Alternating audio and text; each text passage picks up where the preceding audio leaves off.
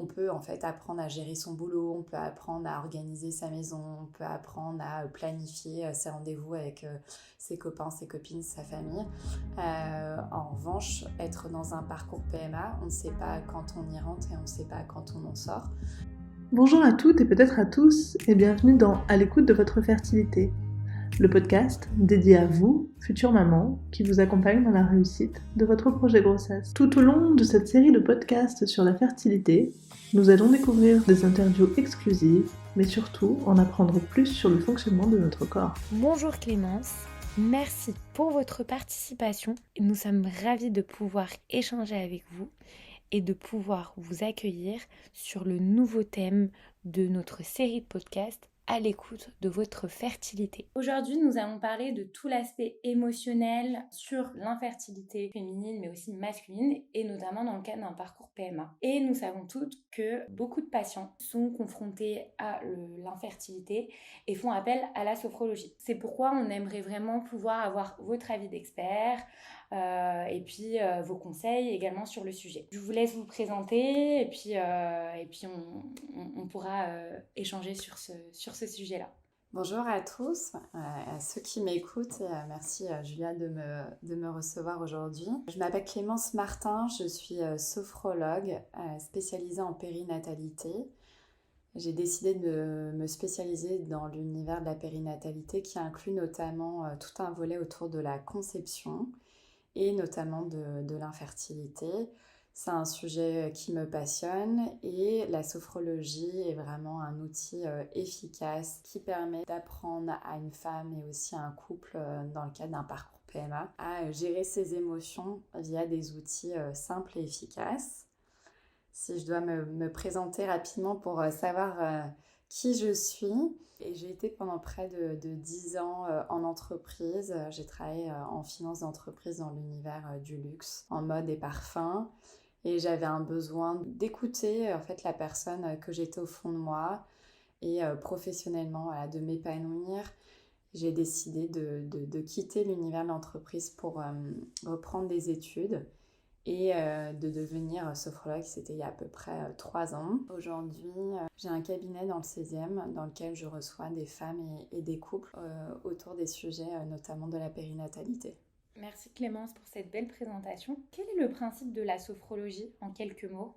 La sophrologie, c'est ce qu'on appelle une méthode psychocorporelle. Ça veut dire que c'est une méthode qui prend soin aussi bien de tout l'aspect psychologique, psychique et de l'aspect corporel, donc physique.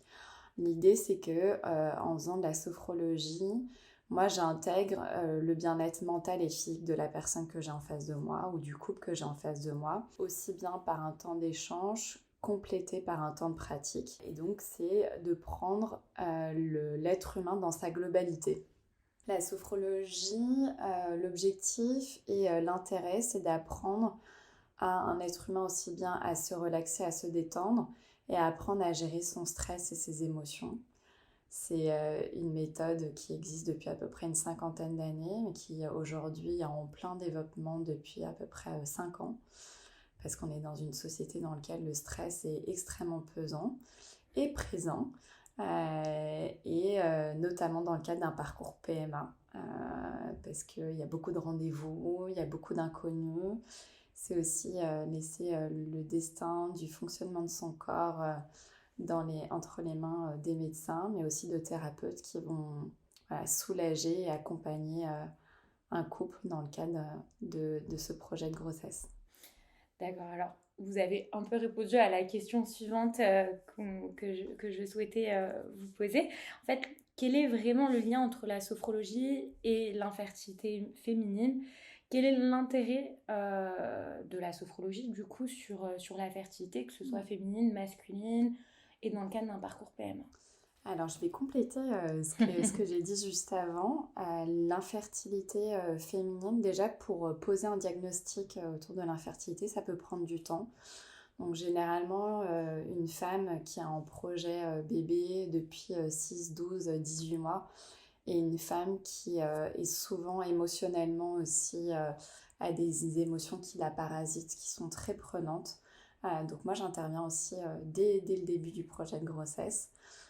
pour lui apprendre en fait à se détendre, à se conditionner positivement. Et à partir du moment où le diagnostic est posé, soit il y a une pathologie à proprement parler, ce qui nécessite de temps en temps une intervention chirurgicale, un traitement, soit dans beaucoup de cas, l'infertilité est non expliquée, ce qui peut être très très frustrant pour la personne qui entend ce diagnostic, parce que de temps en temps, si la personne a besoin de se raccrocher à une explication claire et précise, l'infertilité inexpliquée elle est de plus en plus répandue, parce que la première cause d'infertilité en France est due à l'âge.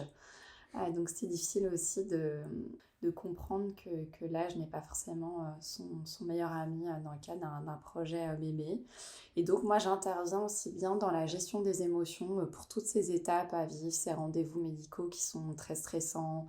C'est aussi, ça peut créer des tensions dans le couple, donc l'idée c'est de renouer l'harmonie qu'il y avait dans le couple, mais c'est aussi accompagner à chacune des étapes, par exemple jusqu'à la FIV, donc la stimulation hormonale, ça peut être la ponction, ça peut être l'attente jusqu'au test de grossesse. Quand le test de grossesse est positif, j'accompagne pour une grossesse. Quand le test de grossesse est négatif, eh ben, on va travailler le conditionnement positif.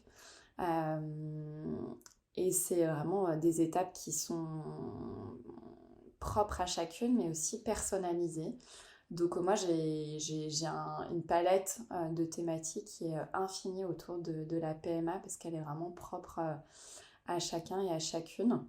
L'idée, c'est que je sois vraiment le soutien émotionnel et gestion du stress de la femme et du couple. C'est très très clair, parce que en fait, dans l'aspect de l'infertilité du projet bébé, il y a tout l'aspect médical, notamment les rendez-vous chez le médecin, comme vous le dites, le parcours PMA qui n'est pas forcément facile. Ouais. Et puis, il y a après tout cet aspect que nous, chez Bimum, nous proposons, les compléments alimentaires, l'amélioration de l'hygiène de vie via un régime pro-fertilité. Mais il y a également tout l'aspect bien-être, émotionnel, gestion du stress et anxiété. C'est pourquoi nous trouvons ça hyper important de pouvoir en parler et évoquer, pour sensibiliser aux femmes tout cet aspect bien-être et pouvoir se détendre, se relaxer, notamment dans le cadre d'un parcours PMA ou pas, vraiment dans le parcours, enfin dans le désir d'un enfant. Ouais. Et donc ma question, c'était, en tant que sophrologue, pourquoi et comment conseillez-vous d'accompagner les femmes sur l'aspect projet bébé via la sophrologie? Alors en fait, la sophrologie est un complément du suivi médical. Le suivi médical, c'est la base et c'est inconditionnel et c'est indiscutable. Néanmoins, aujourd'hui, c'est devenu plus suffisant pour une grande partie des personnes qui sont en parcours PMA.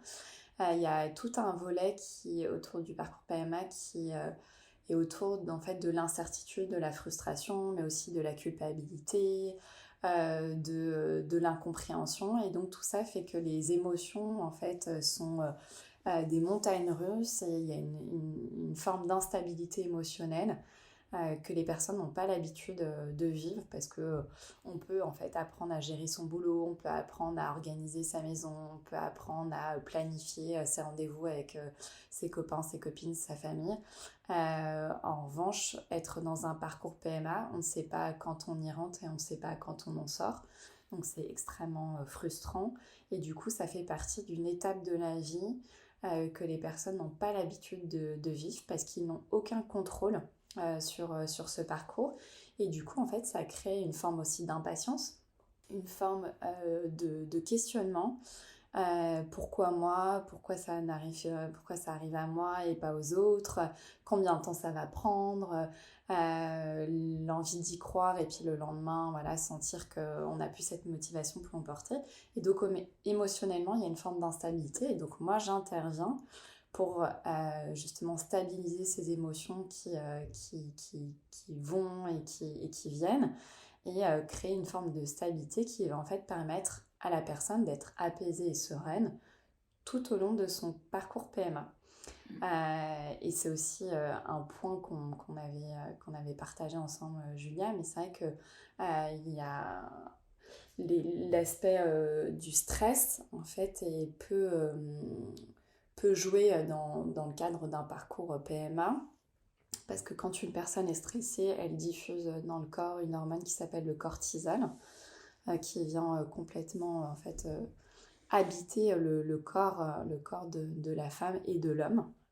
Et en fait, il y a une partie du cerveau qui s'appelle l'hypothalamus, qui est responsable de la production d'hormones du bien-être, mais aussi d'hormones du stress, qui est aussi reliée à l'hypophyse. Et en fait, ces deux parties du corps sont responsables de la production d'hormones qui est utilisée au quotidien chez un être humain, notamment l'hormone de fertilité. Et donc l'objectif, en fait, c'est de ne pas bloquer la production d'hormones de fertilité, qui est fait en fait par le cerveau. Et du coup, en fait, d'encourager le mental et de conditionner positivement le mental de la personne qui va être en parcours PMA pour en fait favoriser la production d'hormones de bien-être, d'apaisement, d'amour qui, on ne sait pas encore si indirectement ça a un lien avec la production d'hormones de fertilité. En tous les cas, ce qui est sûr, c'est que quand mentalement la personne est apaisée, détendue, bien dans sa tête, ça a un impact tout de suite sur la production d'hormones qui du coup agit sur le corps. Il y a un mental qui est apaisé et serein, fait que le corps est beaucoup plus serein et apaisé. Et donc toutes les étapes du parcours PMA sont vécues de manière plus sereine. D'accord, ok. Et est-ce que vous, durant votre expérience, vous avez pu voir de belles évolutions, un résultat final justement qui était passé par la sophrologie et qui était en grande partie lié à la sophrologie? Alors aujourd'hui, quand une personne rentre en parcours PMA, soit il y a quelque chose vraiment qui explique la cause de l'infertilité, mais en règle générale, c'est pas expliqué. Ou c'est de temps en temps un mauvais fonctionnement en fait, de l'appareil reproducteur sans qu'il y ait de pathologie. Donc il est difficile aujourd'hui en fait de comprendre exactement pourquoi un couple qui est en parcours PMA finit par avoir un enfant, si ce n'est en fait la combinaison d'un traitement adéquat à la personne en fonction de ses prises de sang et du coup des résultats médicaux, de tout ce qui est hormones aussi bien du côté de l'homme comme celui de la femme. Et en fait à ça s'ajoute toute une combinaison autour du bien-être. Aujourd'hui, il y a eu une multitude d'études qui prouvent en fait que on ne sait pas exactement à quel moment la personne va tomber enceinte dans le cadre d'un parcours PMA. C'est aussi pour ça qu'il y a aujourd'hui de nombreuses FIV qui sont remboursées par la Sécu. Pas forcément une FIV qui est remboursée, c'est je crois 4 aujourd'hui, parce que c'est aussi en testant et en accumulant aussi bien l'aspect médical aux médecines douces qu'on y arrive. Aujourd'hui, moi, j'accompagne des couples, c'est ma spécialité, donc j'en ai au quotidien, qui finissent par avoir des enfants. Il n'y a aucune certitude sur le fait que les couples finissent par avoir un enfant. En tous les cas, c'est sûr que c'est nécessaire pour ceux qui viennent me voir, parce que je les vois de temps en temps pendant des mois, voire de temps en temps plus longtemps, même quand ils tombent, quand la femme tombe enceinte, je les récupère dans le projet de grossesse, donc ça fait du bien. Ouais. Et c'est très souvent recommandé autour de l'aspect médical. D'accord, et c'est surtout satisfaisant pour nous de voir que le projet aboutit. Ouais, tout à fait. De sa patiente. Ouais, et puis de savoir que les personnes vont bien, vont mieux. Oui, tout à fait. Pour finir cet échange, Clémence, est-ce que vous avez un message à faire passer aux femmes qui sont en désir d'enfant et qui sont un peu découragées? Ouais. Alors, très souvent, quand une femme vient me voir, c'est qu'elle se sent pas bien. Parce que c'est souvent des mois d'attente par lesquels elle est passée. Donc, moi, je suis une éternelle optimiste. J'ai toujours pensé que la personne qui serait en face de moi deviendrait maman un jour ou un autre. Donc, moi, j'y crois à fond. Je partage mon optimisme. Et ce qu'il faut avoir en tête, c'est qu'un bon suivi médical, c'est la clé. Donc si une femme n'est pas en phase avec son gynéco, qu'elle n'hésite pas à changer. Il y a de super gynécos, notamment à Paris, mais en France. Et et leur dire qu'elles arriveront jusqu'au bout de leur projet et que moi, si j'y crois, faut qu'on y croit ensemble et qu'on trouvera tout l'accompagnement qui sera vraiment personnalisé en fonction de leurs besoins pour qu'elles se sentent bien. Donc, ne pas hésiter aussi à se faire du bien et à penser qu'il y a une lumière au bout du tunnel et ne pas s'habituer à vivre avec la peur, la crainte, l'anxiété, parce que dans la société dans laquelle on vit aujourd'hui, il y a des outils pour se sentir bien dans sa tête et dans son corps. Très beau message. Alors, pour conclure cet échange, il y a, comme je disais, tout l'aspect médical, donc via aussi le parcours PMA. Il y a l'amélioration de l'hygiène de vie et il y a la gestion aussi du stress, l'aspect émotionnel, le bien-être. Donc, tous ces combinés sont des solutions à mettre en place pour pouvoir du coup aboutir à un projet grossesse. Exactement, c'est exactement ça. Très bien, belle conclusion. En tout cas, je vous remercie Clémence d'avoir pu participer et d'avoir eu un très bel échange et un beau message à faire passer à ces femmes qui souhaitent avoir un bébé. Tout à fait. Et puis, vous pouvez retrouver toutes mes coordonnées sur mon site internet. Si vous avez des questions, je suis disponible pour y répondre. Merci Clémence. Merci Julia.